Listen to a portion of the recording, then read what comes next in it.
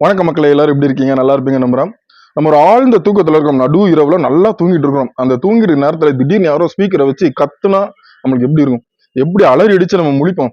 இந்த மாதிரி ஒரு சூழ்நிலை வந்து சமீபத்துல நான் தூத்துக்குடியில இருந்து சென்னைக்கு ஒரு பிரைவேட் பஸ்ல டிராவல் பண்ணி போயிட்டு இருக்கோம்.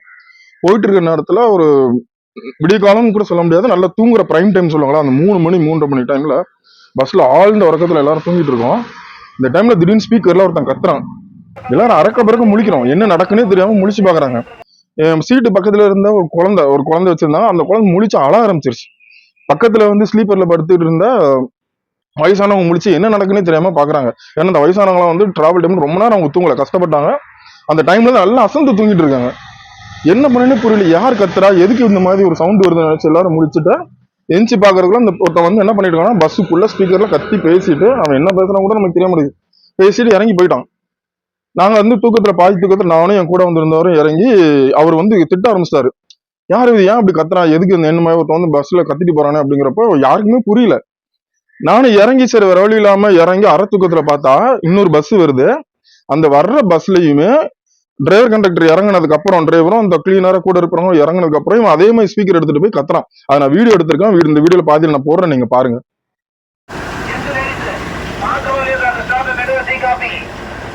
ரோட்டு பக்கம் யாரும் போகக்கூடாது, ரோடு யாருக்காக பாத்துக்கு சேஃபா போயிட்டு இருக்க வாங்க சார், அப்படி இறங்கி போட்டுட்டு வந்துருங்க.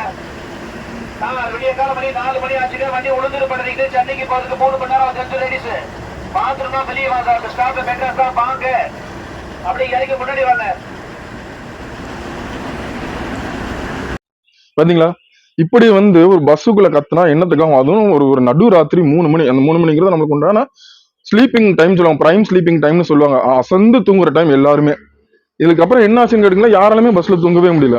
அந்த அலறி அடிச்சு எஞ்சாங்க பாத்தீங்களா, அதுக்கப்புறம் தூங்கவே முடியல. நிறைய பேர் திட்ட ஆரம்பிச்சிட்டாங்க பயங்கரமா. நாங்க வந்து என்ன பண்ணோம், நானும் கூட டிராவல் பண்ண கோ பேசஞ்சரும் பஸ் டிரைவர்கிட்ட போய் கேட்கிறோம். டிரைவர் வந்து அப்பெல்லாம் ரெஃப்ரெஷ் ஆகிட்டு வராரு.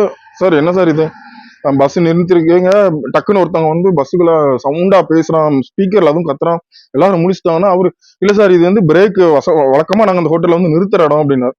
எங்களுக்கு ஒரு ரெஸ்ட் தேவை அப்படின்னாரு. அப்கோர்ஸ் அது கரெக்ட் தான், அவங்களுக்கு ஒரு ரெஸ்ட் தேவை தான். அப்ப நாங்க என்ன சொன்னோம்னா, நீங்க ரெஸ்ட் எடுக்கீங்க பரவாயில்ல சார், டீ குடிக்க நிறுத்திருக்கீங்க பரவாயில்ல, உங்களுக்கு தேவை இறங்கிருக்கீங்க.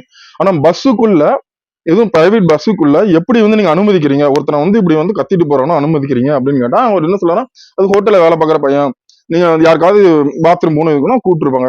அது வந்து பாத்ரூம் இயற்கை உபாதைங்கிறது வந்து ஆட்டோமேட்டிக்கலா இருக்கும். இவங்க எதுக்காக கத்துறாங்க அப்படின்னு கேட்டீங்கன்னா, அந்த ஹோட்டல்ல பஸ் நிக்கிறனால எல்லாரையும் எழுப்பி முழிக்க வச்சுட்டு நம்மள வந்து பொருள் வாங்க வைக்கிறது, டீ குடிக்க வைக்கிறது, இல்ல ஸ்நாக்ஸ் ஏதாவது வாங்க வைக்கிறது. இதுதான் இந்த இந்த நோக்கத்துல தான் அப்படி பண்ணிட்டு இருக்காங்க. நாங்க வந்து சொன்னோம், இல்ல எங்களுக்கு வேணும்னா நாங்க இறங்கியிருப்போமே, நல்லா தூங்கிட்டு இருக்கோம், இப்படி பண்ணோம்னா தெரியல அப்படின்னு சொல்லிட்டு டிரைவரும் கண்டுக்காமலே போயிட்டாரு. எங்களுக்கு என்ன பண்ணனே புரியவே இல்லை. அதுக்கப்புறம் அந்த 3:30 மணி டைமுக்கு அப்புறம் நாங்க வந்து யாராவது தூங்குனாங்கன்னு கேட்டா பஸ்ல யாருக்குமே தூங்க முடியல. நல்லா யோசிச்சு பாருங்க, அப்படி தூக்கம் கெட்டுச்சுன்னா அந்த அந்த அந்த அடுத்த நாள் வந்து ஃபுல்லா நமக்கு கெட்டு போயிடும். ஏன்னா அந்த பிரைம் டைம்ல நம்ம தூங்கல அப்படின்னா அது கஷ்டம். பஸ் அப்படியே வந்து யாருமே தூங்காம கடைசி வரைக்கும் நாங்க டிராவல் பண்ணோம் சென்னை நோக்கி. ஆனா எந்த இடத்துல நிறுத்தினாங்கிறதுக்கு ஒரு பக்கத்துல ஒரு போர்டு இருந்துச்சு. அது என்ன இடம்னு கூட தெரியல, ஏன்னா அந்த அளவுக்கு டீப்பா தூங்கிட்டு இருந்தோம். அந்த போர்டை வந்து நான் வீடியோ எடுத்திருக்கேன், நீங்க பாருங்க. அது என்ன இடம், எங்க நிறுத்திருக்காங்கன்னு உங்களுக்கே தெரிய வரும்.